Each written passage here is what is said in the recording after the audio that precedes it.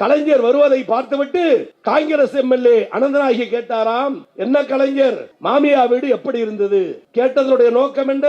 ஜெயிலுக்கு போயிட்டு வரியே, சிறைச்சாலைல வச்சோமே, கம்பியை எண்ணினியே, கஞ்சி குடிச்சியே, மாமியா வீடு எப்படி இருந்தது என்று நக்கல் செய்கிறார். அந்த வார்த்தையை காதில் வாங்கிக் கொண்டு அன்பு தலைவர் கலைஞர் அடுத்த வினாடி சொன்னார், பரவாயில்லை, உங்க அம்மா வீடு எனக்கு வசதியாக தான் இருந்தது. 11 மணி கலைஞர் வந்து உட்கார்ந்தவுடன் அடுத்த வினாடி காளிமுத்து எழுந்தார். மாண்புமிகு பேரவைத் தலைவர் அவர்களே, திமுக ஆட்சியில் தூத்துக்குடியில் முத்தெடுப்பதில் திமுக அரசு நட்டத்தை உருவாக்கிவிட்டது, கலைஞர் பதில் சொல்லணும். ஒற்றை விரலை நீட்டி கலைஞருக்கு முன்னால் காளிமுத்து கேட்டார். தூத்துக்குடியில் முத்தெடுப்பதில் நட்டத்தை உருவாக்கிவிட்டது என்று தம்பி காளிமுத்து சொன்னார். நல்ல முத்துகள் கிடைக்கும் என்று தான் கடலில் மூழ்கி முத்தெடுத்தேன். வெளியே வந்து கையை பிரித்து பார்த்தால் கையில் இருந்ததெல்லாம் வெறும் காளிமுத்துக்கள், காளிமுத்துக்கள், காளிமுத்துக்கள்.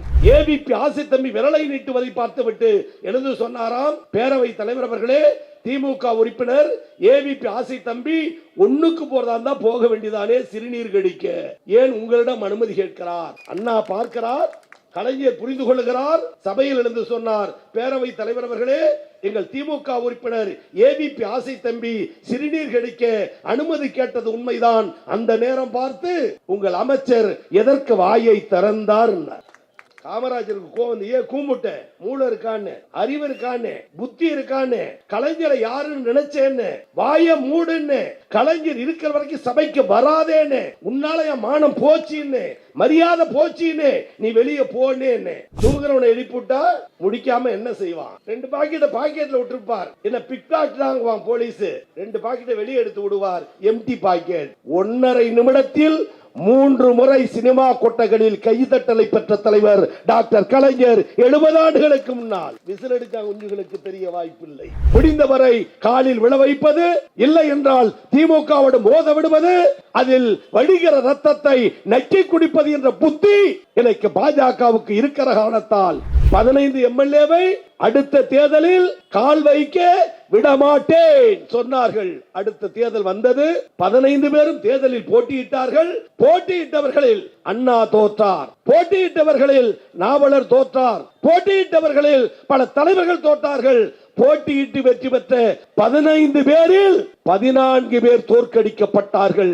ஆளானப்பட்ட காமராஜரால் தோற்கடிக்கப்பட முடியாத ஒரே தலைவர் டாக்டர் கலைஞர் என்ற கம்பீர தலைவர். இன்னைக்கு திராவிட முன்னேற்ற கழகத்துடைய அடித்தளம் என்று சொல்வதற்கு காரணம், நான் சட்டக்கல்லூரி மாணவராக பயின்ற போது பயிற்சி பாசறை கூட்டத்தில் எந்த நகரத்தில் அதிகம் கலந்து கொண்டேன் என்றால் அது திருவெற்றியூர் என்பதை யாரும் மறந்துவிட முடியாது. ஞாயிற்றுக்கிழமை என்று சொன்னால் கழக பாடம், அதற்கான பாசறை கூட்டம், தளம் அமைத்து தந்த தொண்டர்கள் தோடர்கள் இந்த பகுதியிலே உண்டு. திராவிட முன்னேற்ற கழகத்துடைய பெரும்பான்மை மிக்க சக்தி உள்ள மனிதர்கள் ஒன்று கூடி நிற்கிற இந்த தருணத்தில் திமுகவுக்கு இன்றைக்கு அறைகூவல். பெரியாருக்கு 100 விழா, அண்ணாவுக்கு 100 விழா, கலைஞருக்கு 100 விழா, பேராசிரியருக்கு 100 விழா, திராவிட முன்னேற்ற கழகத்திற்கு பவள விழா. நான் சொல்லுவதற்கு என்ன காரணம் என்று சொன்னால், 100 விழா, 100 விழா, 100 விழா என்று 100 ஆண்டை கடந்து என் ஏழை தாய்மார்களுக்கு பாடுபட்ட கட்சி திமுகவை தவிர வேறு எந்த இயக்கம் சொல்லி காட்ட முடியுமா? அரசியலில் பேசலாம், சொல்லலாம், நாடாள துடிக்கலாம். ஆனால் திமுக பட்ட சிரமத்தை போல, கட்சி வளர்ச்சிக்கு வித்திட்டதை போல உழைத்த தலைவர்கள் யார்? இன்னைக்கு சினிமாவில் மின்னுகிற நட்சத்திரம் எல்லாம் உதயசூரியன் ஆகிவிட முடியாது. 1000 நட்சத்திரம் இருந்தாலும் வானத்தில் உதயசூரியன் உதயசூரியன் தான். இன்றைக்கு நேற்றைக்கு அல்ல. பெரியார் காலத்திலிருந்து, அண்ணா காலத்திலிருந்து, என்எஸ்கே காலத்திலிருந்து திராவிட முன்னேற்ற கழக பாடல்கள் திரைப்படங்களில் ஒலிக்கும். தீனா மூனா காணா பாடல் நினைவிருக்கிறதா? தடை செய்தார்கள். என்எஸ் கிருஷ்ணனை கேட்டார்கள், தீனா மூனா காணா என்கிறீர்களே பாடலில், சினிமாவில், அது என்ன திமுகவா என்று கேட்டார்கள். என்எஸ்கே சொன்னார், சென்சார் போர்டு முன்பு உட்கார்ந்து கொண்டு சொன்னார், பெரியாரை, அண்ணாவை, கலைஞரை மனதில் நிறுத்தி சொன்னார், தீனா மூனா காணா என்பதற்கு விளக்கம் கேட்கிறீர்களே, அது திமுக அல்ல, திருக்குறள் முன்னணி கழகம், திருக்குறள் முன்னணி கழகம். சினிமாவில் திமுகவை, திருக்குறளை இணைத்து பேசி வளர்ந்த இயக்கம் திராவிட முன்னேற்ற கழகம் என்பதை மறந்துவிட முடியாது. எம்ஜிஆரை அரசியலில் கொண்டு வந்தது யார்? சிவாஜி கணேசனுக்கு அரசியலில் புகலிடம் தந்தது யார்? நாட்டு மக்களுக்கு வரலாறு தெரியாதா? பராசக்தி படம், கலைஞர் எழுதிய திரைக்கதை வசனம். வெளிநாட்டிலிருந்து சிவாஜி வந்து இறங்குவார். சினிமாக்காரர் எல்லாம் நாட்டை ஆள ஆசைப்படுகிற காரணத்தால் சொல்லுகிறேன், திராவிட முன்னேற்ற கழகம் வேறு, திரையுலகம் வேறு என்பதல்ல.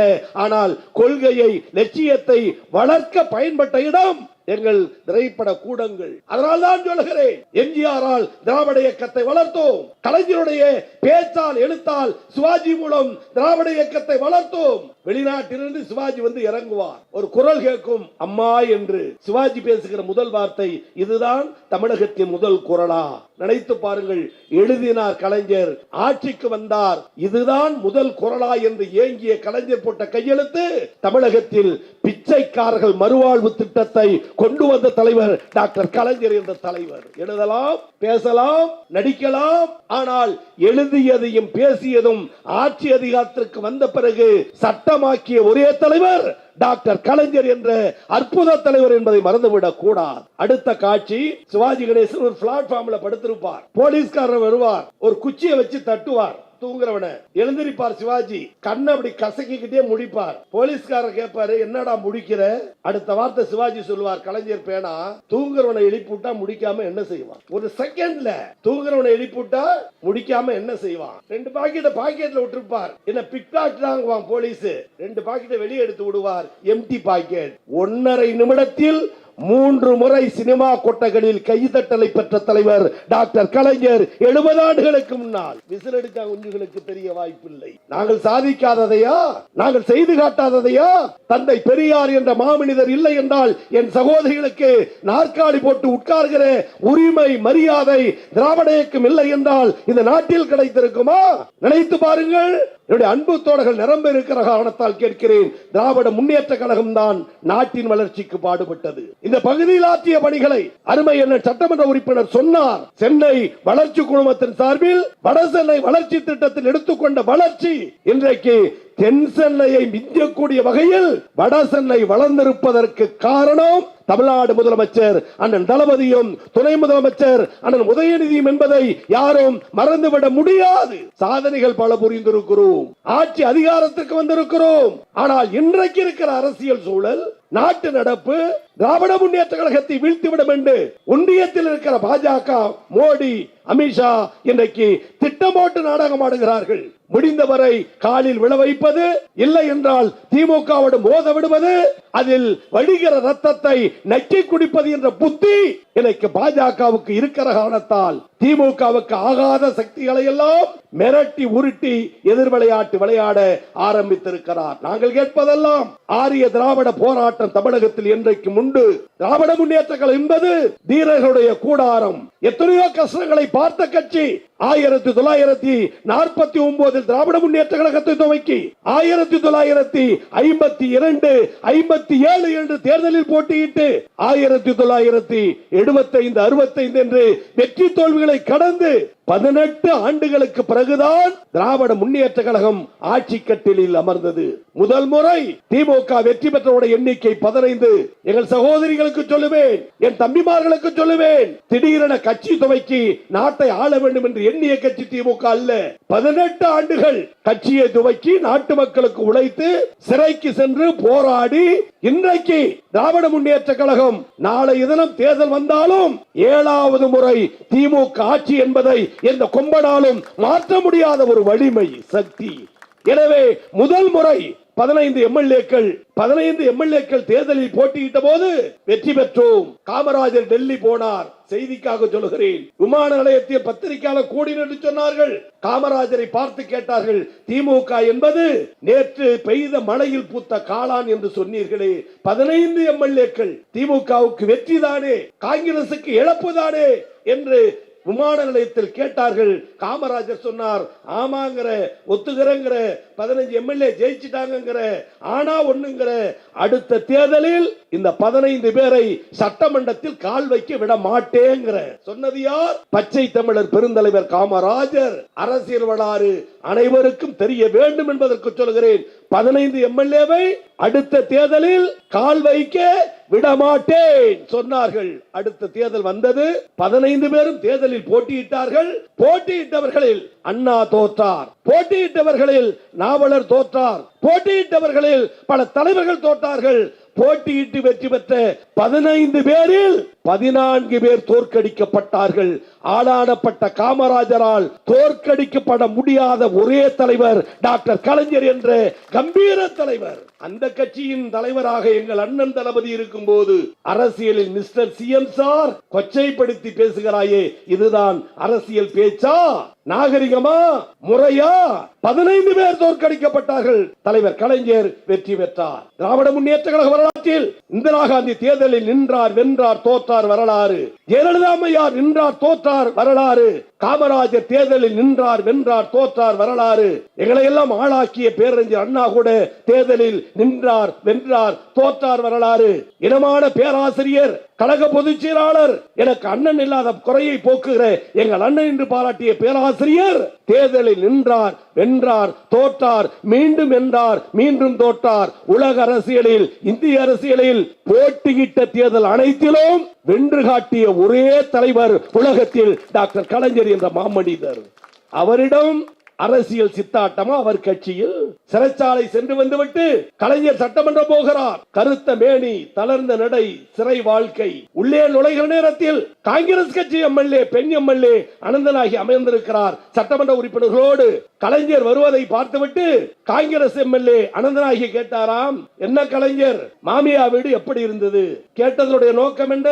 ஜெயிலுக்கு போயிட்டு வரியே, சிறைச்சாலை வச்சோமே, கம்பியை எண்ணினியே, கஞ்சி குடிச்சியே, மாமியா வீடு எப்படி இருந்தது என்று நக்கல் செய்கிறார். அந்த வார்த்தையை காதில் வாங்கிக் கொண்டு அன்பு தலைவர் கலைஞர் அடுத்த வினாடி சொன்னார், பரவாயில்லை, உங்க அம்மா வீடு எனக்கு வசதியாக தான் இருந்தது.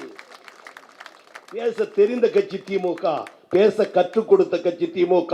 திமுகவை எவன் எதிர்த்து பேசினாலும் அந்த பேச்சுக்களை அவனுக்கு கத்து தந்த மேடை திமுக மேடை என்பதை காளிமுத்து முதல் தெரியும், தமிழ் குடிமகன் முதல் தெரியும். எம்ஜிஆர் முதலமைச்சர், செய்திக்காக சொல்கிறேன், விரைந்து போகிறேன் விஷயத்திற்கு. எம்ஜிஆர் முதலமைச்சர், வேளாண் துறை அமைச்சர் காளிமுத்து. சட்டப்பேரவை நடக்கிறது.